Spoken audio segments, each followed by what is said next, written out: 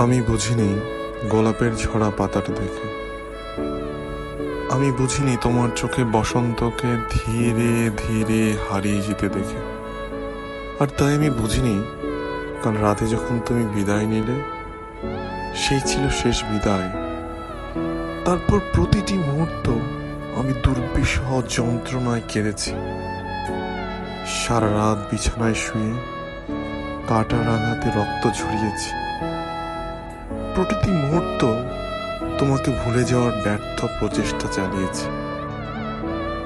আমি বুঝি না ভালোবাসা এমন কেন হয়, যেমন তোমার একটু স্পর্শে আমার সমস্ত পৃথিবীটাকে বদলে দিয়েছিলে, ঠিক তেমনি বৈশাখের ঝড়ের উন্মত্ততায় আমার সাজানো পৃথিবীটাকে বিবর্ণ করে দিয়ে তুমি চলে গেলে।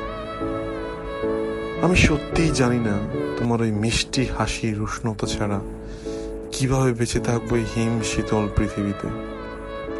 আমার ভালোবাসা যদি সত্যি না হয়ে থাকে, আমার অশ্রুর নদীটা যদি ভীষণ গভীর না হয়ে থাকে, তবে আমার এই লেখাও কোনো কবিতা নয়, এ শুধুই কাগজের বুকে কলমের আঁচড় কাটা, যেমনটা কেটেছ তুমি আমার হৃদয়ে।